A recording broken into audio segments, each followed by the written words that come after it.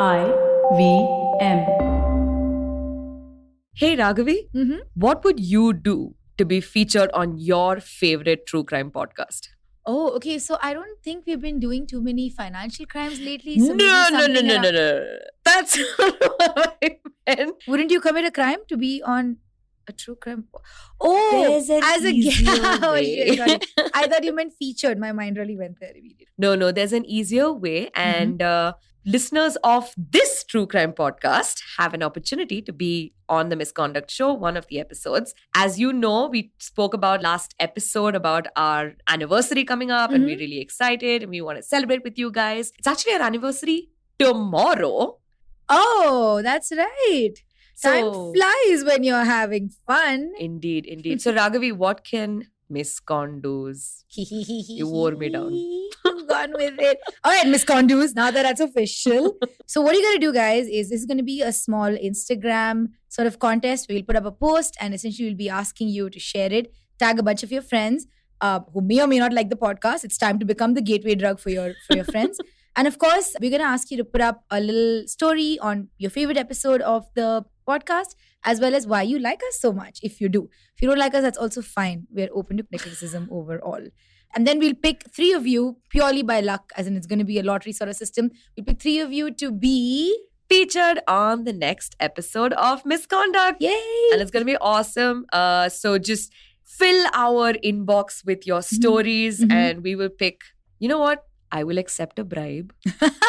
So if you're interested, hit me up on the Misconduct page, DM us. We'll give you UPI details.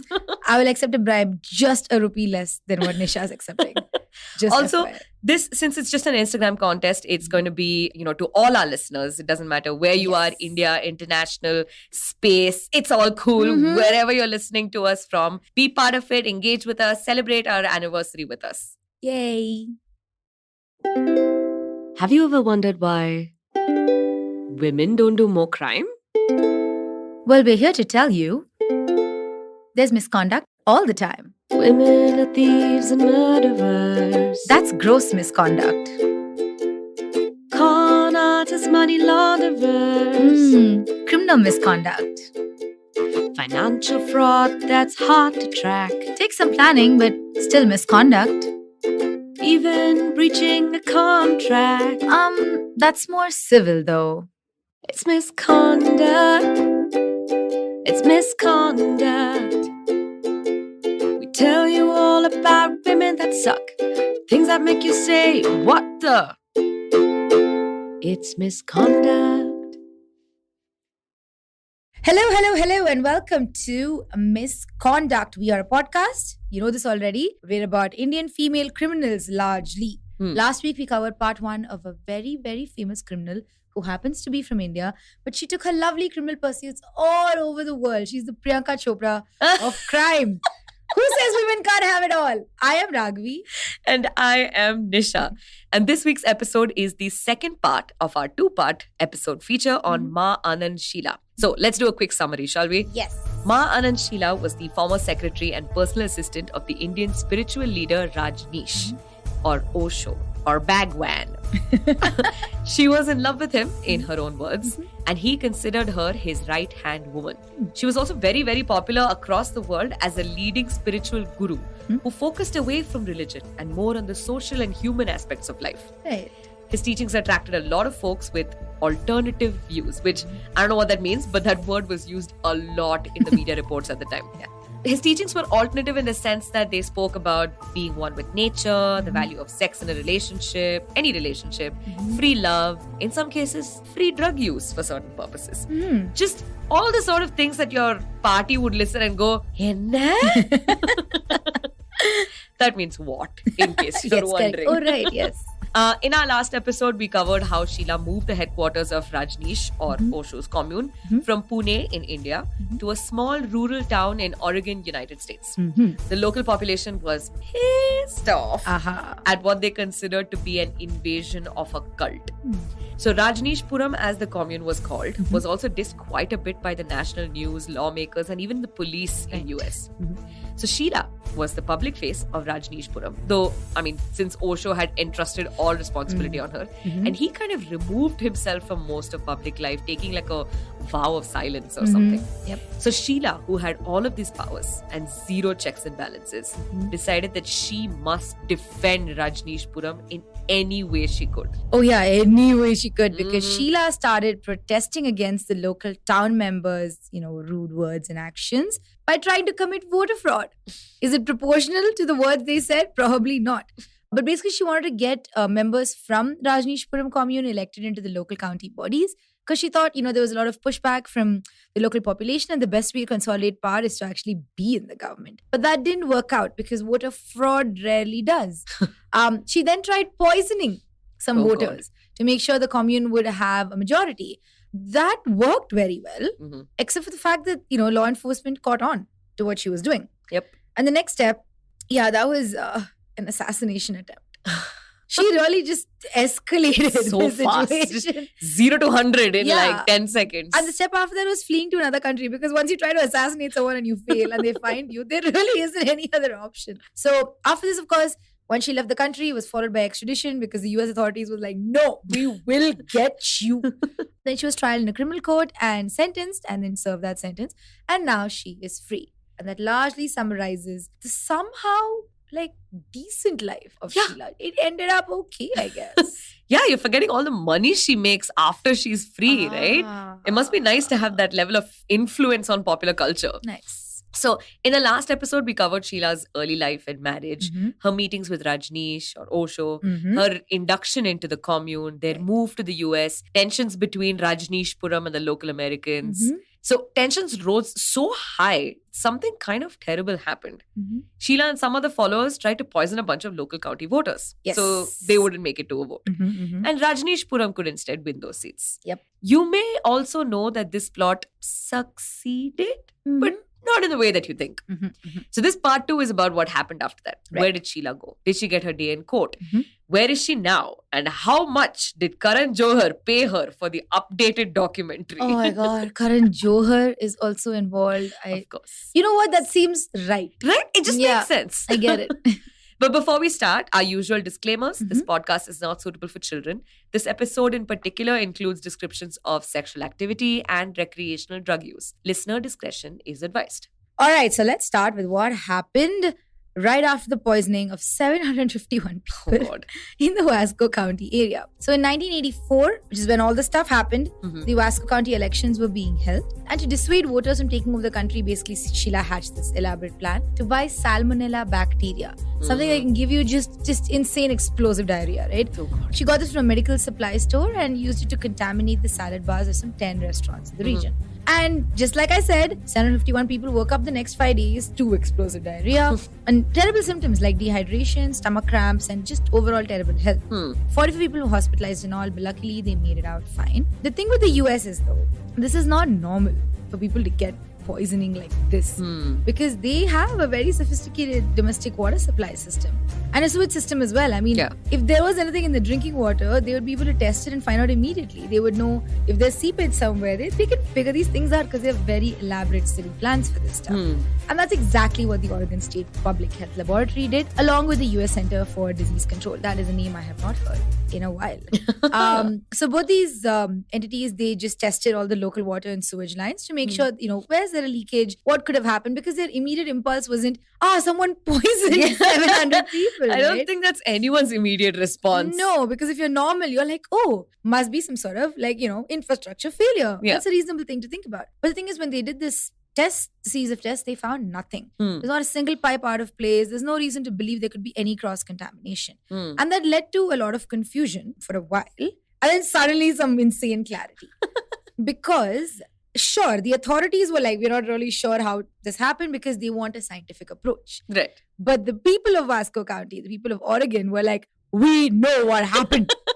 Right? So this time in Wasco County, a lot of tensions between the local population and Rajneeshpuram, like we said. It has been escalating also because Sheela had introduced a bunch of semi-automatic rifles to the commune. And, this is actually a response to a bombing of a Rajneesh hotel in Pune, which we described in the earlier episode. Which had nothing to do with, white Not person bigotry. It was just regular bigotry. casual side bigotry. And she started like, basically Sheila came to a point where she took this very personally. She started giving interviews on, national and state news channels. Uh-huh. And the kind of stuff that she said, okay, like this is the stuff she said out loud. I want to quote Ooh, we're quoting Ma Anand Sheela. this. Yeah. I'm very excited about It's this. awesome. So let's just literally quote her. Let's just take turns doing this. Okay? Okay. I have been accused of a laundry list of heinous crimes. Of course, all of them attempted. Normally, I succeed in what I do. That is a joke. I can't. The world has assassinated me and my character so often, I have nothing to lose. If they're not aware of my determination, I think they are stupid. I tell you, this county is so bigoted. It deserves to be taken over. If even one of us is harmed, I will have 15 of their heads. And I mean business. No matter where I go, I will always wear a crown. Good luck to you and your pimps. And this one's my ultimate favorite. What can I say? Tough titties. We're gonna get bleep so hard. Why? The rest of it is body parts. Is just I one suppose. thing. Oh man, I cannot. Like, what is the Adhiga Prasangitanam of this woman who is sitting there at like in front of a news channel and going, Mhm. "What can I say? Tough titties." I mean, I kind of also buy it. Like, she really leaned into that some very aggressive She PR, did. and I understand. Like, I get it. I'm not upset with her about it. It's hilarious also. It is. So I'm It not is mad hilarious. at all. So now the local Vasco County population was essentially looking for a way to oust her. Mhm. Sheila was the kind of personality that was extremely abrasive and mean-spirited, as we have spoken so far, as we have quoted so far. One of the people from the local town being interviewed said, and we quote, "A lot of people would have loved to shoot Sheila. Mhm. I'd like to have choked her to death a couple of times myself." All right. A former World War II veteran who lived in the local town said, and we quote again, "That woman was the closest thing to Hitler that I have seen in my life. And I've seen the people coming out of Nazi concentration camps." Come on. Like, there is That's like pushing exaggeration. it. Yeah. Well, although she did poison a lot of people. But she and they poisoned could like have died. 700 people Yeah, as but they- opposed to like 6 million. Sure. It's still sad. Anyway. I mean, she only poisoned. I'm not like, I don't condone this. But I'm just Kinda saying, sounds like you are. if you are comparing, she Mhm. only poisoned 750 people. No one died. That's right. As opposed to Hitler, where I'm sure a lot of people, a lot of Yeah. people died. I would say comparison wise, yes, fair. But I think this is the 80s and we're very far away from Hitler. So maybe in that context, it was a little difficult for them to understand. I That's guess. it. Yeah. But the point of it all was that Mhm. no one liked Sheila or Right. the Rajneeshpuram folks. Hmm. On the investigation front, things were getting a bit confusing. Mhm. The initial investigation outlined that the salmonella outbreak likely happened due to the food handlers and restaurant workers' poor hygiene practices. Okay. But many in Vasco County didn't believe this. I mean, 750 people were ill. It's not a coincidence. Right. James H. Weaver, Mhm. the Oregon congressman at the time, he pushed for more elaborate investigation because Mhm. he believed that the Oregon State Public Health Lab had overlooked some facts. Mhm. So he personally contacted scientists at the CDC and asked them to investigate the town of Rajneeshpuram as well. Mhm. In February 1985, he gave a brief speech at the US Congress in which he ripped into the Rajneeshis All right. and outrightly just accused them of spreading contaminating substances in salad bars in Vasco County. Damn. So in a short time, Weaver systematically laid out what he believed to be facts at the time, Mhm. how the salmonella was purchased, how it could have gotten into the salad bars, Mhm. the suspicious presence of Rajneeshis around the area, wherever these events happened. Okay. The fact that no one in Rajneeshpuram was affected by this outbreak. Oh. Now, this was a pretty major accusation to make, but Mhm. Weaver did it. Dude, this is hilarious. Like the fact that there is a state congressman taking out the time and effort to basically Scooby-Doo this nonsense, right? I mean, of course, I'm sure the Rajneeshis also left some clear evidence. Sure. They never wore anything other than red. So can you imagine someone in like bright red pajamas walking around just sprinkling stuff into a salad bar? I'm Yeah. sure that's evident. Mm. But then this guy took that much additional interest Yeah. into really looking into them. And I also think it's because they, as well as the rest of the state, maybe even a large chunk of the country, thought these people were different. Right. You know? And I use different in quotes. Yeah. I don't mean that in an offensive way, so to speak. I mean, they were still white people, Hmm. but they were different in the sense that they weren't traditional, like conservative folks, especially in the middle of like a rural area in like Oregon. Right. They were like you mentioned, alternative earlier. Hmm. And that can scare people. And lawmakers do a great job Yep. of picking up on things you fear. They are same but different. Yes. So now, prompted by Weaver, the investigation was reopened and Rajneeshpuram was investigated. Mhm. Sheela and her accomplices sort of cooperated in this investigation, Right. which ended up being a stupid thing to do because, Okay. oh my God, did the investigation find some nasty stuff. All right. So the report found that Rajneeshpuram was playing host to a series of dangerous poisons, bacteria, chemical and compounds, all of which were procured between 1984 and 1985. What? Just stored it there? Yeah, the investigation authorities, they called Rajneeshpuram a biological freezer dryer for large-scale production of microbes. Wow. Like, worst case scenario, they could have had coronavirus starting there. It's that bad. Dude, this is awful. Yes. Man. There were many papers and books on the grounds that were found, each detailing how to conduct biowarfare. This stuff kind of brought to light that there were other similar attacks across Oregon, including in a nursing home. Whoa. Now, suddenly there's a mountain of evidence. Like, it's just too much to ignore. So, charges were going to be filed for sure. It's just a Okay. question of who was going to be charged and the quantum of it. Dude, Yes. why would she let them on the premises to Right? conduct an investigation and just keep books lying around? I don't know. Like, was it her audacity? Pride goeth before the fall, whatever. No, I think she just thought they wouldn't care that much. Or she assumed that they weren't good at their jobs, like the guess. investigation officers. I don't know. So- I think she also really underestimated the political will that was there behind this Yeah. to get it done. I think in her head, she sort of thought, America is land of the free. They can't do anything to me. Well, most of you guys in the Rajneeshpuram are not citizens of the Yeah. US, so they can do whatever they want. Yeah. I don't know. For someone who is so like, she is self-appointed now leader of the Rajneeshpuram, right? Mhm. You would think she would stay in touch with things that's going on around her. And I think she did for a large extent. Like, if you want to plot like huge crimes, Right. you definitely need to know what's going on. So I don't know how she missed this. Was it pride? Was it ego? Was it just plain stupidity? I think it was a straight up God complex. I think so too. Yeah. I think so too. Yeah. I want it to be. Yeah. I want her to be that Are we- level of just a whole other line of nutcase. Like, I don't want average, like low surface level nutcase scenarios. I am tired of that stuff. I want it to be aggressive.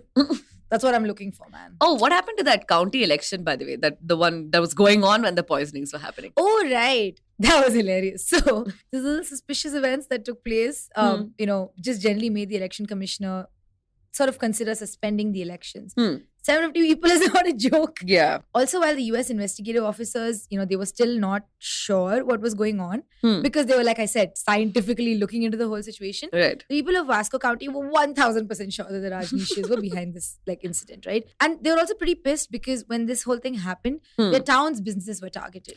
Right. These are all like pretty famous small town restaurants. People hung out there all the time. It was a pretty big deal, And it was estimated that about 10 restaurants, that were impacted, they lost hundreds of thousands of dollars and they were shut down and investigated. And many young people employed there lost their jobs. Oh, man. So overall, the mood around this is just kill Sheela Yeah. and the Rajneeshis. Okay, it's reached that, it's boiled over at this point. So when the election finally did happen, Vasco County folks were, even more determined to vote. So they came out in mass numbers to get it done. Wow. And that's when they realized, when they turned up like that, is that Rajneeshpuram, among the 7,000 people that stayed there, only 250 people were citizens of the US and therefore could vote. So it didn't even matter. Even if she had tried, even if Sheela had managed to poison all these people and they stayed out of the elections, they were still so low on votes. Yeah. So it kind of made no sense at the end of the day. So the people of Vasco County were like, aha, loophole. Yeah. And not even loophole, just exercise of global franchise. Adult franchise. That was it. They just exercised their voting rights, and that's really all that. Yeah. Took. Yeah. Until then, they probably wouldn't have even bothered to get up on It's who's going to go for possible, county yeah. election. The fact that it became political and that all of this happened would have really pushed them to be like, what? No. I don't care. I'm voting that girl out. But it's hilarious that nobody thought about the fact that only 230 That is sad. people out of 7,000 residents could vote. That's kind of messed up. So let's move on actually. Now, during the investigation of the Salmonella case, the authorities found something extremely shocking that they, discovered among the documents. when they were at Rajneeshpuram.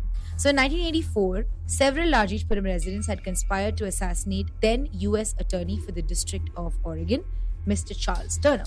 So Charles Turner was appointed as special investigator to look into various allegations of illegal activity in Rajneeshpuram. And this is not specific to the poisonings. This actually also applies to immigration fraud, arranged marriages, marriages for resident visas and citizenship, just all the immigration stuff that can really get you deported immediately. That stuff was being investigated. They were also investigating the bioterror attack, with the salmonella. Right. But this stuff was also pretty critical because if this stuff is proved, you can kick out each of these people one by one, Ma Anand Sheela was also found to be one of the critical conspirators of this plot, along with some of the other followers that included the head of security at Rajneeshpuram and even the CFO of the foundation. Wow. What was he authorizing the bills to go and buy salmonella? Essentially. Or just the sham marriages, whichever it is. So the documents reveal that 2 Rajneeshi men traveled out of state to purchase guns for themselves. And depending on the state, there might have not been any background checks. This happens in the US. Let's get over it, I guess. Yep. And there was no way to trace it back to Rajneeshpuram is what they thought. So these guys basically stalked Turner for many days. They were trying to figure out the right time to murder him. They were looking at locations like his home, his workplace in Portland, etc. But the plot was not successful because it takes a lot more than that to just casually assassinate someone. Yep. But also, why do you think it wasn't properly successful? Because Ma Anand Sheela realized the depth and gravity of what she was trying to do and decided that this was not worth it. That her love for Osho had taken her to a terrible place.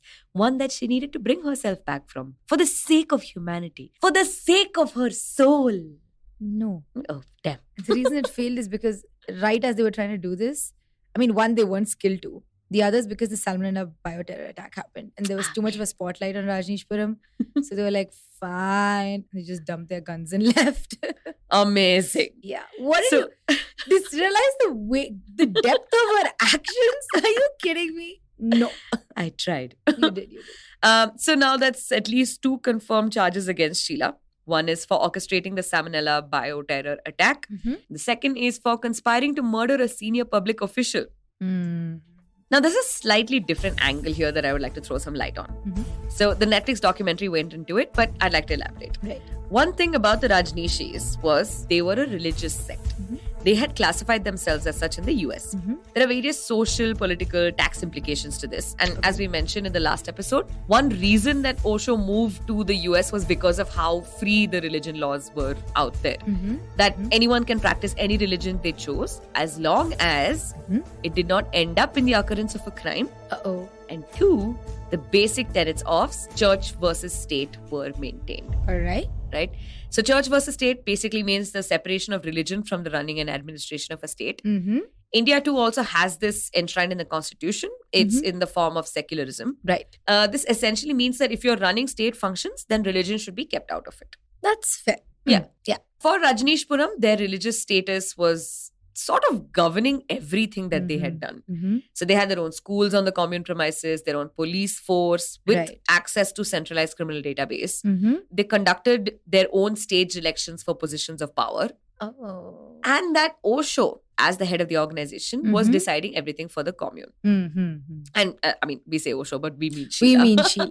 Yes. Osho was just like super hands off the entire time. Right. In any case, the Attorney General was given the task of taking this matter to a court and having it resolved by declaring that Rajneeshpuram's existence violates a core element of the US Constitution. Oh, they're going pretty hard on it fundamentally. Yes. Right. Now, the Rajneeshpuram folks found this argument to be, pardon my French, Harshite. Oh, beautiful.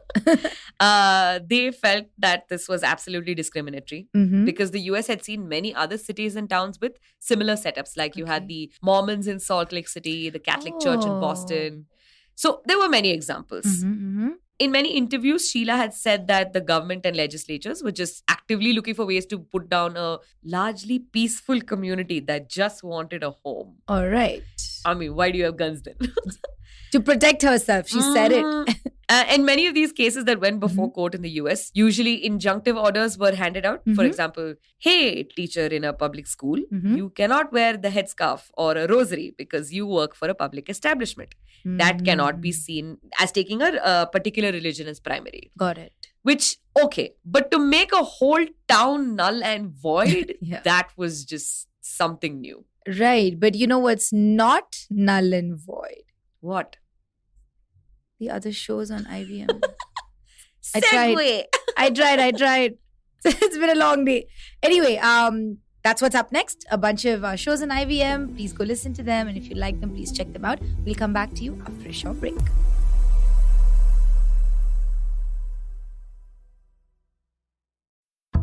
Ladies, I'm sure you will relate to it if I say that we are constantly busy with work, studies, cooking, and what not. And amidst all of this, we often forget an important element that needs our desperate attention: finance. So here we are, bringing to you SBI Life Presents A Sip of Finance, a women-exclusive podcast where we will teach you how to manage personal finances in a simple and straightforward way with your host, Priyanka Acharya, a finance expert who's been in the industry for 14 plus years. And not just in English, but in 7 more languages. So tune in every Tuesday for fresh episodes on the IVM Podcast Network and all major podcast streaming platforms. Welcome back, everyone. So here is where we are at with Sheela and Rajneeshpuram. So we have 2 major charges so far that she's been hit with by the US government. One for orchestrating the Salmonella bioterror attack, and 2 for conspiring to murder a senior public official. Now come hold my hand, everyone, because we're going to add 30 more charges to that list. This is the stuff that she has been accused of at the time. Immigration fraud. This included misrepresentation, arranged marriages, and conducting about 300 sham marriages. Wow. By the way, each sham marriage is a separate count. So, yeah. Then comes wiretapping, because she was sneakily conducting espionage with the US government, and of course for Attorney General Charles Turner, who she tried to assassinate. Yes, and of course when we are talking about the Salmonella bioterror case, there was of course conspiracy to tamper with consumer products, and that is also a crime because you could kill somebody. Yeah, so these are all very serious charges. The immigration stuff especially could really get her booted out of the country and never be invited to return again. So what did Sheela do, Nisha?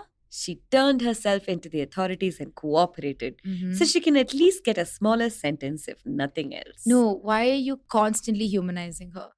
She's one of those truly rare, awful people that we get on this show. So let's just be mean. Yeah, but like we rarely get someone like that because everyone else, like somehow, somewhere they break. This lady just refuses to break. She does refuse to break, that's true. So that's what she did. Sheela decided to just flee to Europe with some other followers. She's like, catch me, nah-ah. And, she left on 13 September 1985. As she left, you could hear that, that sound when cartoon characters make when they run. So Sheela fleeing to Europe was not publicly known at the time. And it's kind of easy to do it without detection because Rajneeshpuram had its own airport. That's right. A zoning permission that Vasco County gave them. So kind of dug their own grave, I suppose. On 16 September 1985, Osho, remember Osho? Hey, Osho's back. Osho's back. So Osho finally rose from a 4-year-long slumber. His Odin sleep and he conducted a press conference. That was the first thing he did. So at this press conference, he said that Sheela and 19 other commune leaders had left Rajneeshpuram in a haste and ran out for Europe. What? Also, by the way, Europe. Most countries in Europe have extradition treaties with the US. So this is not going to end well. Yeah, Osho said he had received word that Sheela and these leaders were responsible for some awful crimes. And he had only just heard about it. I'm sure. Yeah, he also went on to say that Sheela was, in his own words, a crazy person who attempted to control Osho. So he alleged that, she tried to kill Osho's doctor and also tried to dispose his other female companion out of jealousy. How true is this? We don't actually really know. We have heard of accounts from other people who lived in Rajneeshpuram about this kind of stuff, but nobody really knows what's going on in Sheela's mind itself, and she has generally denied all these allegations. He also said that he had reason to believe that Sheela had attempted to poison or kill multiple public officials, including a county commissioner and a judge during the Salmonella outbreak. But there is more. He accused her of arson, wiretapping, and impersonating him in order to write a book. Yeah. Yes. I like that is the worst one about it. The wide range of things. Starting from arson to writing his own book, pretending to be him. She imitated me. Apparently, her name is not even on the book. It just says Academy of Rajneeshpuram or something. So I'm not really sure what's going on here. I know. He then subsequently just set up a bonfire Oh, so accuse someone of arson. Yeah, that's right. So he set up a giant bonfire as a symbol and he burnt a bunch of Sheila's belongings, Mhm. including the crimson robes that she usually wore.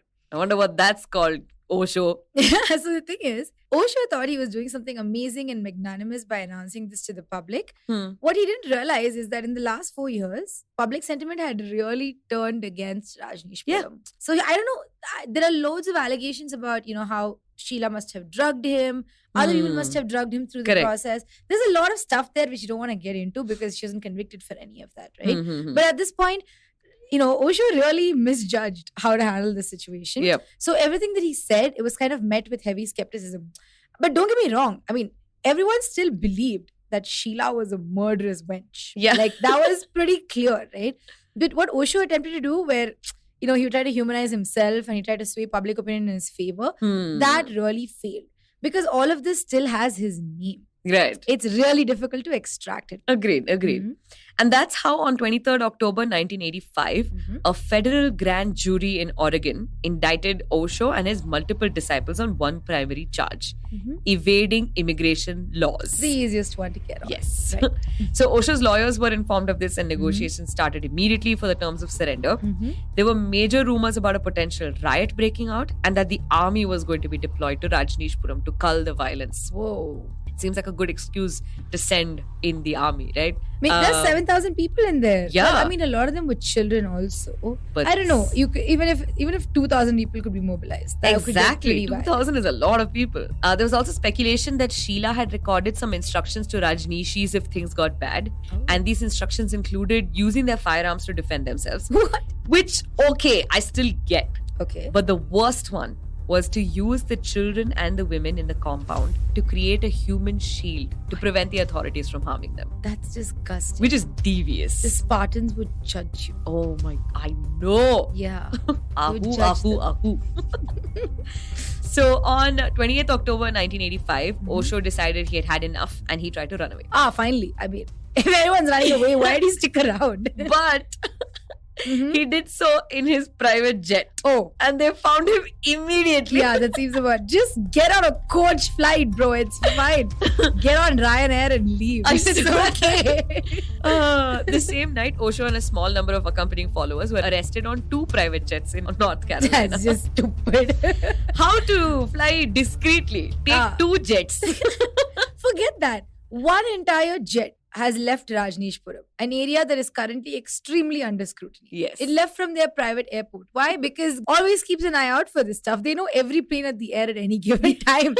And I'm sure if somebody saw a plane leave Rajneeshpuram, their first instinct would be, well, crap. Someone's escaping. Yeah. Hello, direct line to the FBI is the first thing they would do. It doesn't even matter that it's a private plane. Even if an Indigo left from Rajneeshpuram, they'd have been like, aha, they're all leaving. A guy tied to balloons left. So the authorities received a tip-off that he was on his way to Bermuda to Mhm. escape arrest. I think Bermuda also has an extradition treaty with the US. Why are these people so stupid? I swear. Just go to, I don't know, Ghana. I don't know. When I heard Bermuda, I was thinking maybe there's some like secret island off of like Bermuda Triangle or something. Oh. But I don't know. Atlantis. Yes, Sure. exactly. That's where he should have gone. Yeah, Rajneeshpuram to Atlantis. If he hadn't truly lost his mind yet, now we're sure.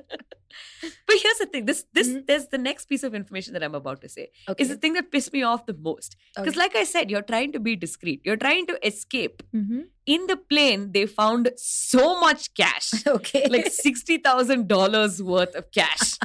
There was jewelry worth like $1 million. And I remember there were like boxes and boxes, stacks on stacks of Rolexes. Oh my So, god. What were you thinking, man? It's so stupid. That can you imagine the weight that it contributed to the flight also? I feel so sad. But you know what?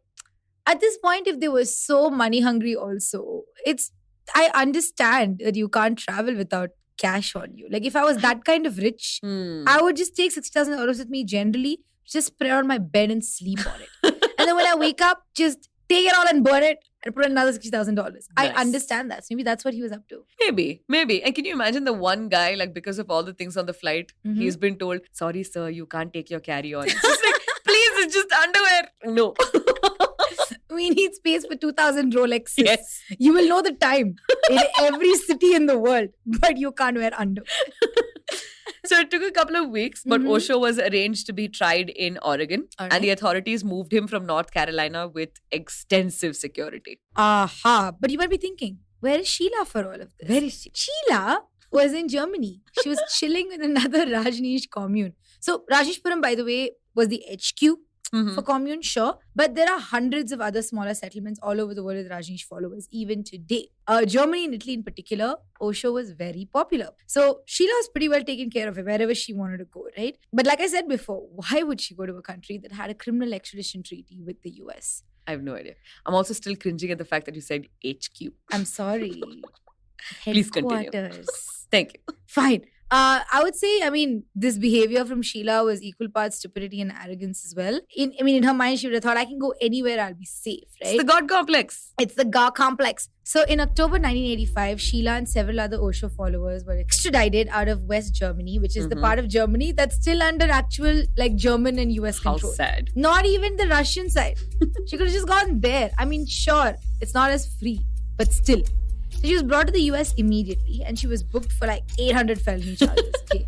And okay, this is the final time that we're going to list all the charges against Yes. her. Okay. Final.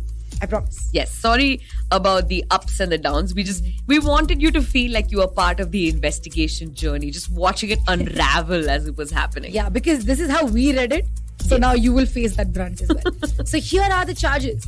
1. Attempted murder. We knew this one. She tried to have Charles Turner killed off. Attempted murder again. This was for a conspiracy to murder Dave Fronmeyer, the Attorney General for Oregon, who first spoke out against Rajneeshpuram. Attempted murder again for the Salmonella bioterror attack. So this time it was just immigration fraud. Turns out, not only did Sheila perform all these sham marriages to allow Rajneeshpuram folks to acquire visas, she also asked followers to pretend they were coming to US for medical treatment. And then they just overstayed their visas. Oh. Osho did the exact same thing. Came to the US for medical treatment and then just never left. This is also the plot of the movie Jeans. Oh God, yes. Yeah. Literally that party. This is that movie with Ashram, right? Yes. And Double Ashram. Prashant, where that party comes and they operate on the wrong side of her brain. Oh and then my they God. fix it somehow. Just And then she just kind of stays. She just chills there. She's marching around in Vegas and stuff. She's having a great time getting her daughter to marry Prashant or One of whatever. It's basically the same movie. But also, there's another charge which we forgot about earlier. That's arson. yay. Because he forgot to tell you something that happened before that she's now been held responsible for. So on January 14, 1985, the Vasco County Planning Department office was set on fire. Oh my God. This office held files on all the Rajneesh's allegations, and the fire extensively damaged the office and destroyed about 1/3 to 1/2 of the county's files. Not just the stuff on Rajneeshpuram, but also generally historical county files were destroyed. Oh no. Mm-hmm. And here's the final one that we've all heard over and over again. Mm-hmm. Voter fraud. Oh yeah. Forgot about that one. Yep. So they brought in a bunch of homeless people to vote against the Vasco County measures to contain Rajneeshpuram. And this we expected. Yes. Drug smuggling. Ah, yes, of course. Yeah. But here's something you didn't expect. What? An ad. We'll come back after the break.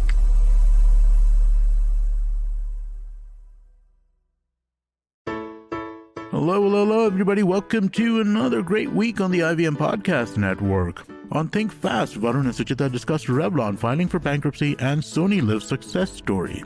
On Cyrus Says, Cyrus was not there with us this week because he's vacationing in Spain. Ayushi, Sriram, Antriksh and Abbas, however, discuss airline etiquette and gifts they're given to their exes. On The Wire Talks, author Aparna Piramal Raja tells Siddharth how she coped with bipolar disorder. On Press Decode, Sarah Bagda and Prafula take a look at the porn industry. And on Big Talks About Tiny Humans, Devi Shobha and Meghna discuss 4 major parenting styles. Just a reminder to everybody, the IVM merchandise is now available. You can go to the IVM Podcast website and click on the shop tab. Check out our first collection of t-shirts. Also, do follow us on social media. We're IVM Podcast on Twitter, Facebook, Instagram, and LinkedIn. And I'd like to remind you all that it is really, really helpful for us when you do recommend this show or any of our other shows to a friend. Word of mouth is great for us, and it's really a great way for us to grow our audience and have more people for you to discuss your podcast consumptions with. Also, don't forget to rate us on any platform you're listening on, and you can also check us out on YouTube at ivmpodcast.com/YouTube. We have a list of the YouTube channels we are on. And finally, we'd like to thank our sponsors this week, Capgemini, Intel vPro, and Intel Future But Now Wonderful. Thank you so much for making this possible. Welcome back after the break. Sheela got slapped with like some 4,000 federal felony charges, and she's also been arrested. Aha. Now, we don't want to get into like too detailed about the trial process, but it's good to remember that this trial happened with a jury. A jury that was likely exposed to all the news that was available in papers and on TV at the time. Okay. And also a movie that was made by a German filmmaker on Rajneesh philosophy, where it appears he had taken a camera into the meditation room in secret and filmed the proceedings. Oh. So the film showed sannyasins in moments of euphoria, aggression, sexual acts, just a bunch of stuff that would look very distasteful to people from the outside. Oh, man. In fact, we would consider this a massive breach of privacy. And Rajneeshpuram would likely have a good case to send a cease and desist and have the movie taken down. Right. But if we know Sheela, and I think we know Sheela pretty well at this point, she may have let the movie get a release just for the publicity. Oh. Except this time it didn't work in her favor. So the jury likely got to see some pretty bad and maybe even some untrue stuff in the media even before the trial. So things like how Rajneeshpuram was a religious cult, how the sannyasins at the commune were all consuming drugs and brandishing weapons, how they're basically like a bunch of sexual deviants, or how they took over a town of Antelope and bought property there. Okay. And of course, how Sheela would go to any lengths to defend her commune. See, the thing is, I don't feel too bad about this. I mean, yes, legally speaking, sure, these are all enough grounds to probably just have a trial that's not fair. Like, I get that, right? But this media circus that Sheela created, she created it. She was very happy to make that happen. She wanted this publicity. It's just, she just didn't expect it to come back and bite her in the butt because she received no media training. Yeah. She went straight from leaving architecture school to going to a fine arts college to then just moving to India and then becoming Osho's secretary. Yeah. That is her life. That's true. All right. She That's doesn't true. know how media training works. And very often the kind of things that you say, especially when you know that it could be prosecuted, can really work against you. Absolutely. She's one of those people who got like a crap ton of power at a very young age. So obviously she's going to let it go to her head. And I'm sure she's at a point where she thinks all, publicity is good publicity. Fair, yeah. So she would have just been like, yeah. Okay, to be fair, if all of the other allegations and things were not there, and then this movie that the German filmmaker, whatever he made, had been released, it might not have been as bad. It might have generated some kind of curiosity in people wondering, who are these people who are being so free with themselves? No, but that movie was a little... Sure. But I'm Yeah. saying without all of the other things, without like, all of the crimes that have happened. Oh, So it's that still, way. it's because you still have a hippie counterculture. So there might have been some I'm people who are sure. curious about it. But now it's more of like supporting for the fact that you say that these people are deviants. Okay, got it. Yeah. Got it. Okay, I kind of get where you're coming from. with As that. opposed to saying these people are different. The optics just looks much worse Yes. in this. Yeah, I get that. Fair. So in all of this, it would still be like enough grounds for a mistrial, right? Because if the Yeah. jury was Yeah. constantly exposed to nothing but bad news about the sect, about Sheela, how fair is this trial even going to be if you bring all of those prejudices in there? No, I agree. And that is the case with a lot of these sorts of trials where I think essentially this concept called sequestering the jury, which is where you put them so completely out of the media that, during the trial. But all this happened way before. It's been happening for 4 years prior to this. Do you think nobody in that country has ever read the news or ever seen a TV? Like, it's just... We live in a time today, sure, where information is consistently available. Yeah. But then because of that, I feel sometimes I can't catch up on things. But imagine a time where all you had was the TV and papers. Right. You would have seen this 100%. Especially Fair. if you lived in Oregon. Yeah. This would have been a political thing that was brought up multiple times. It could have even been a voting campaign sitch, Like people would have been trying to vote themselves into power saying, I will bring down Rajneeshpuram. I'm Right. sure it was a really big deal. So I would not be surprised. You know what I mean, right? Makes sense. Would Makes you sense. think that's a fair trial? But yeah, you're right. If like it's been something in the news for a very, very long time, you can't not miss it, I guess. Yeah, so you're bringing that bias in, right? Already. Yeah. Fair. And even sequestering is not going to help in this kind of situation. It wouldn't. Yeah. I mean, even if you pick the jury, right, it's going to be so difficult. For example, in domestic violence cases, the first thing they ask someone who's trying to, be in the jury is, have you experienced it, or do you know anyone who's experienced it? Like any sort of bias that could vaguely be there, And there's the other side. Have you committed? Have you had these thoughts? Both those sets of people have to go. Yeah. Because it could be biased on either side. Right. So with that in mind, let's go back to this case. At this point, by the way, Sheela knew, right? She knew the evidence was insanely mounted against her. I'm assuming by this point she got a good lawyer who gave her a couple of slaps or something because there's no other way she would have just like crumbled down.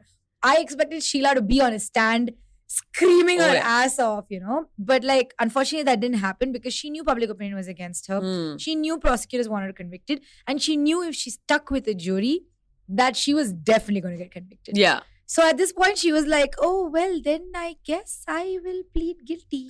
Smart. And that's essentially because most of the time when you plead guilty and you give some information that's usable, they just send you to jail for a little period of time and then you're kind of like, fine, whatever. Escape. So in July 1986, Sheela pleaded guilty to federal charges of immigration fraud, wiretapping, and conspiracy to tamper with consumer products. Great. The jury didn't even need to deliberate on the case because they sent in the guilty plea. So all the drama was avoided. Yeah. That's upsetting for me. But also when I think about it, how much more drama could there possibly be? Fair. At this point, we had reached saturation levels of this case, right? But in the plea arrangement, basically, Sheela and her accomplices admitted to their roles in the 1984 food poisoning outbreak and for creating an elaborate wiretapping espionage system to snoop on government officials. Those are the charges that they were finally put on. I think the assumption was that for the rest, it just didn't matter. Especially in the immigration fraud stuff, where it's not just her, right? There are people actually who entered the country, and they are the ones that would ideally be penalized. Right. So, largely this is the stuff that she was picked up on, that she said, yes, I did it for the food poisoning outbreak and for the wiretapping espionage. The US District Court sentenced Sheela to concurrent 4.5-year prison sentences on the first 2 charges and a 5-year suspended sentence on the third. So after serving these sentences, Sheela would be deported from the country. All right, that's fair enough. Makes sense. Other Rajneeshi leaders were also sentenced, but that's too much to get into right now. So let's just focus on Sheela. Sheela also had to personally pay a fine of $469,000. In return for taking the plea bargain, some 32 other immigration and wiretapping charges against Sheela were dropped. Wow. Sheela was 36 years old at this time. Just pretty cool. I mean, sure. Let's not forget Osho here, by the way. Oh God. Yeah. Why do we keep forgetting about this guy. It's his commune. We just keep forgetting about him. But he was arrested too. You remember that part? So for his immigration charges, Osho decided to cooperate with the state. So he entered into something called the Alford plea, which is basically where an accused does not actually have to admit to the criminal acts that they're charged with. Instead, the accused does admit there is enough evidence and there's a potential that the prosecution could likely prove that the accused was guilty. So you don't take your chances. But it's a very specific type of plea where you don't want official documents to still say that you were actually guilty. So you essentially kind of say, from everything you've shown me as an accused, there's a very good chance I can get convicted. So I'm kind of accepting it, but officially, please don't put me as guilty. It exists for multiple reasons, primarily to get people, to it's an optics thing also. You know, like you're like, you know what, politically or otherwise, I can't really arrest or fine or convict this person, but I want something. Give me something. Gib. So that's basically what it came down to. So with this plea, Osho was let go. So he returned to Pune in India where his old ashram was. Remember that? Feels like years ago. So his followers also slowly left Rajneeshpuram. Some did follow him to Pune, but like I said, that Pune ashram was not that big. So this insane, massive animal that they had created, that would not be replicated again in Pune ever. Osho passed away on 19 January 1990 in his ashram in Pune at the age of 50. His official cause of death is cardiac arrest, but the ashram released a statement that said, the real cause of death was that living in his body had become a hell. I'm quoting this.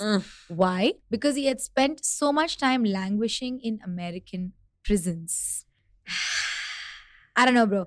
But it was a pretty big deal. His funeral was attended by over 15,000 people from across the world. Damn. And his ashes were placed in the Pune Ashram, and his epitaph today reads, "Never born, never died. Only visited this planet Earth between December 11, 1931 and January 19, 1990.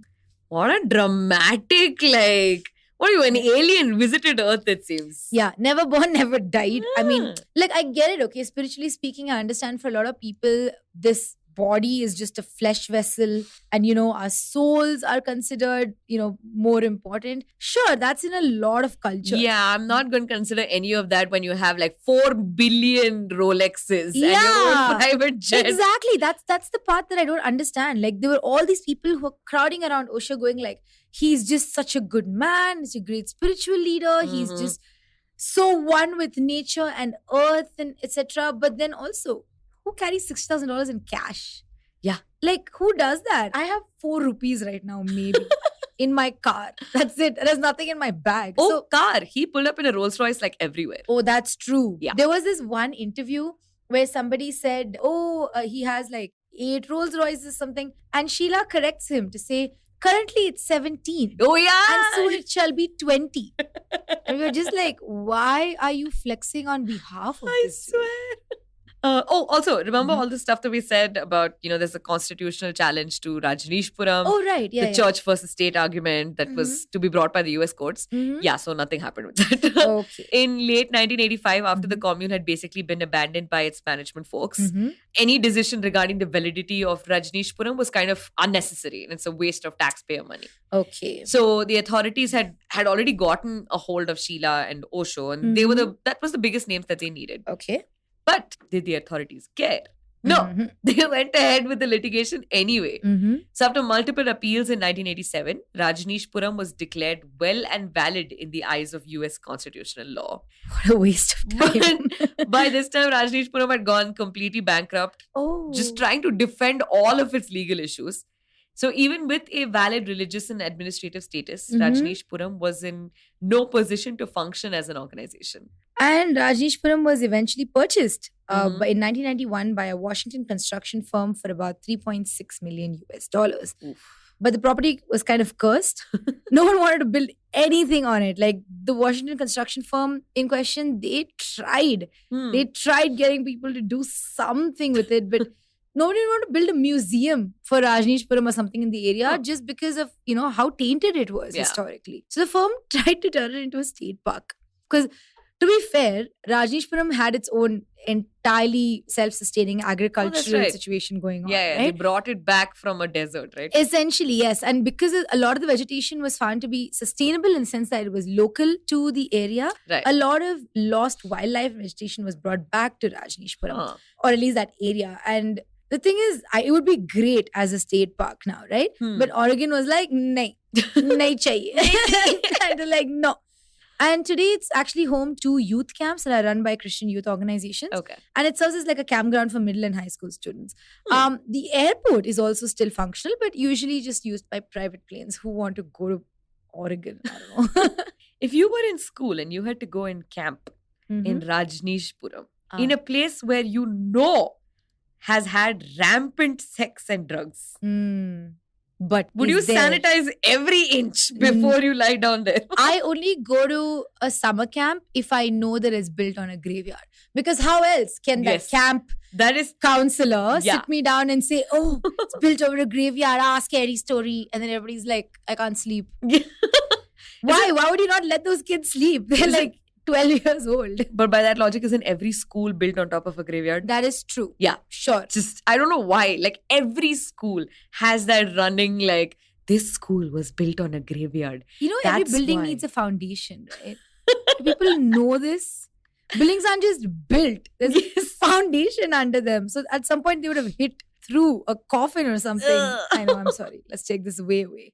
So, but that brings us to the favorite part of this episode. Where is Sheela today? Aha. So, remember how Sheela was supposed to serve like 4.5 years in prison? Mm-hmm. Yeah, she got out in like 3 years and 3 months.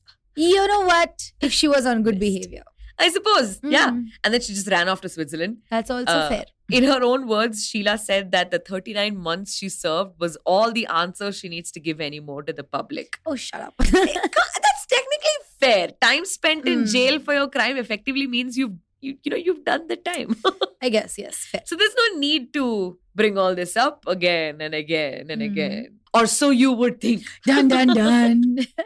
So in February 1999, a Swiss court separately convicted her for criminal acts preparatory to the commission of murder. This is in relation to a plot to kill the Attorney General Charles Turner. So the case was never tried in the US and we're not actually sure why. Oh, actually, if you guys know why that is, please write to us. Like, Yeah. we're really interested in learning more. The most I found out was because she accepted the plea bargain, they kind of dropped it. But I don't think they have. So from a broad reading, though, it just appears to be like an immigration issue. The Swiss government refused to extradite her to the US and instead just tried her in Switzerland. And she was found guilty. But since she had already served time in the US, they just let it go.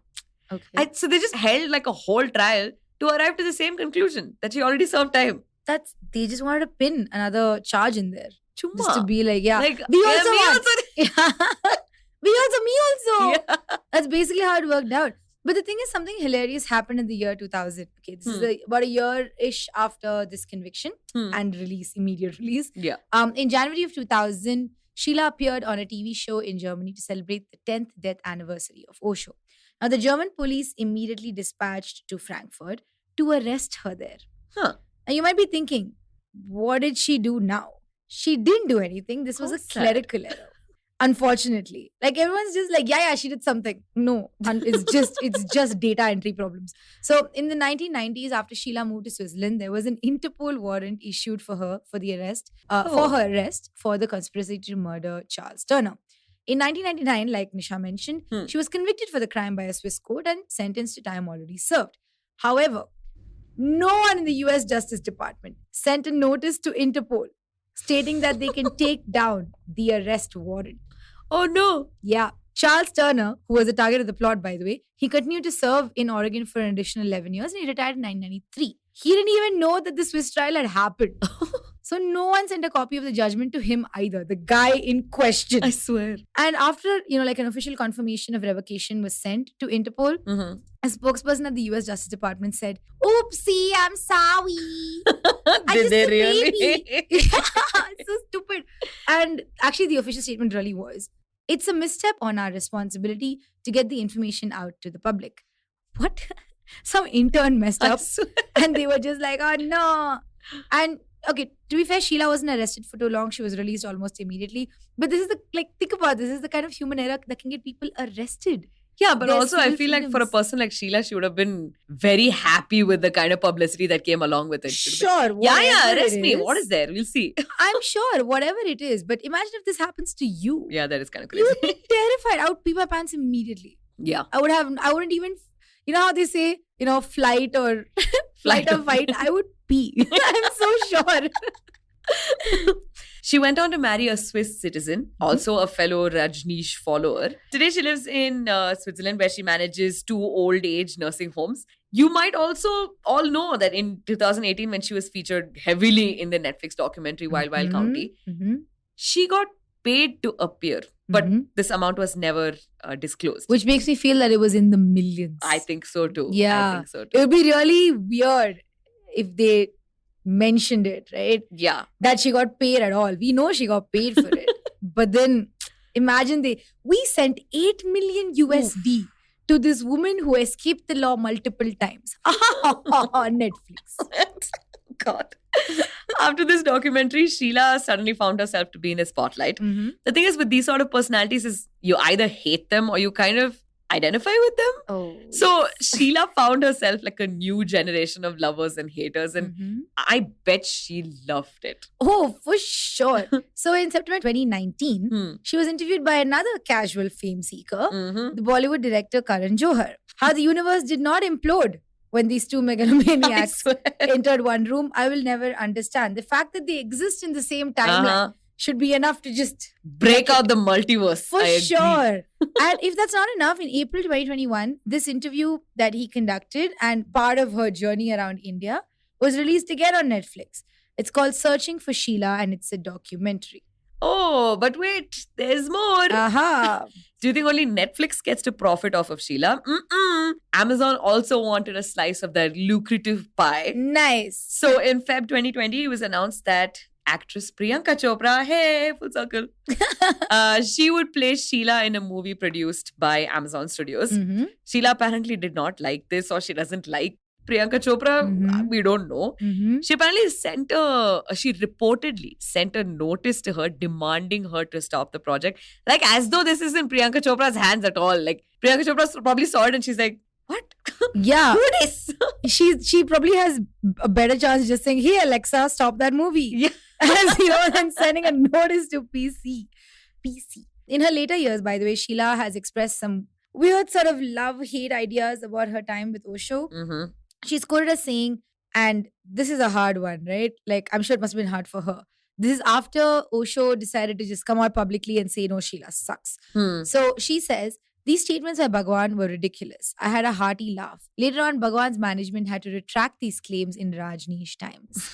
So this is a reference, like I said, to Osho's statements about Sheila. In the same interview, she also said, I think about what an honor it was to be a trusted person of Bhagwan. He showered me with love and later his fury. It was a wonderful learning opportunity.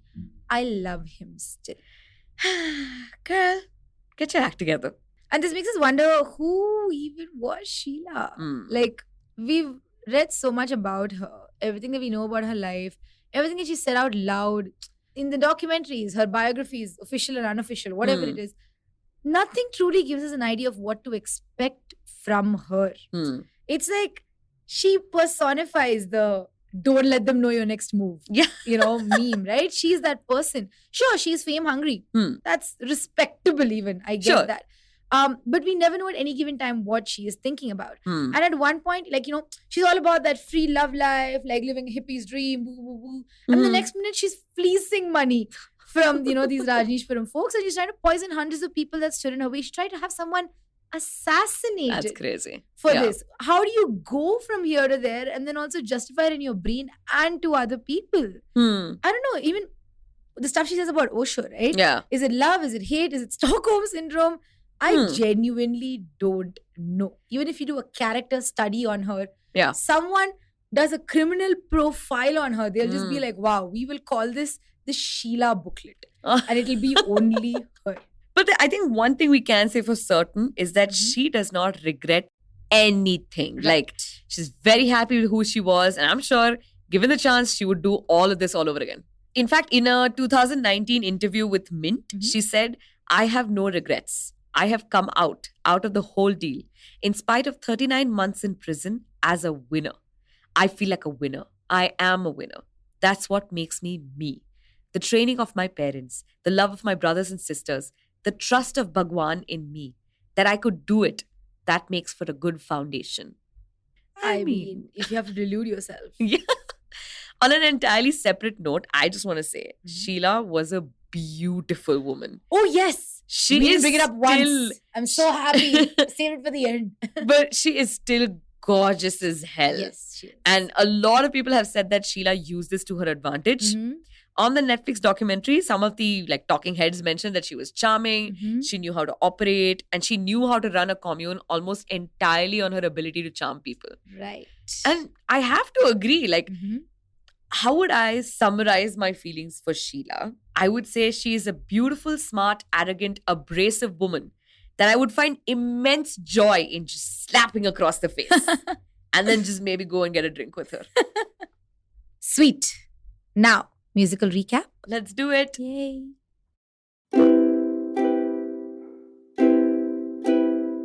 Started off as a bright young girl, sweet 16, stepping into his world.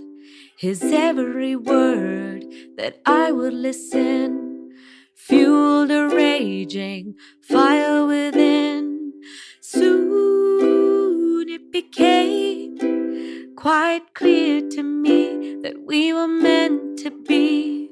If you believe this obsession is strange, what can I say? Tough titties. I built a town on white people ground. Free love and free drugs were all around. Got hate from Wasco till kingdom come. So I got guns for Rajneeshpuram. So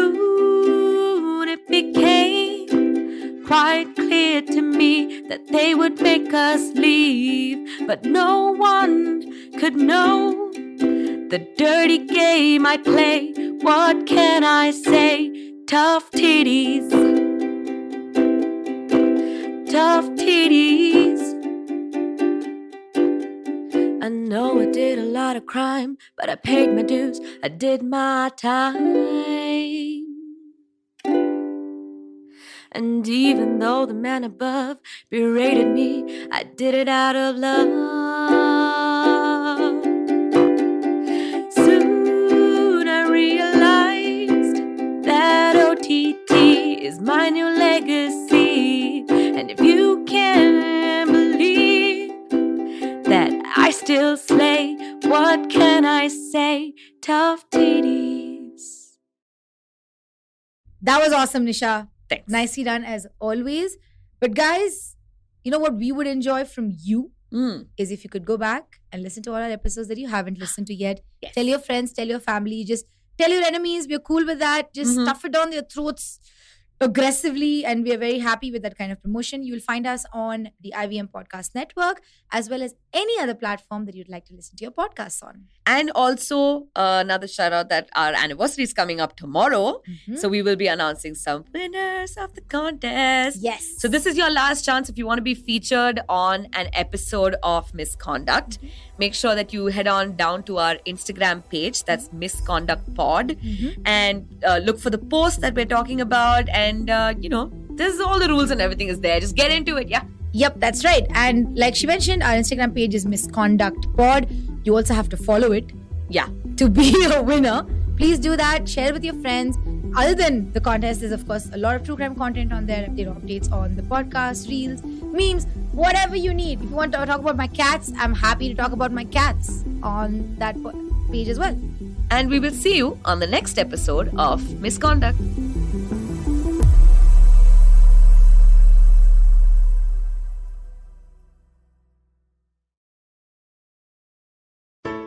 There's a quick survey to fill out on ivmpodcast.com/survey. It lets us know a little bit more about who's listening to us. And you know what? We're going to do a few prizes. So, we'll do a random drawing of maybe 10 people and we'll send you all some swag.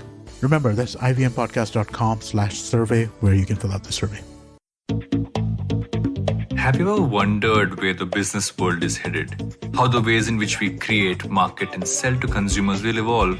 Or if we'll ever go back to wearing pants while working? For answers to all of this and more, tune into Advertising is Dead with me, Varun Dugirala. Every Tuesday, as I talk to entrepreneurs, leaders, and change makers from across business, media, marketing, and beyond. You can catch all episodes of Advertising is Dead on the IVM Podcast website, app, or wherever you get your podcasts from.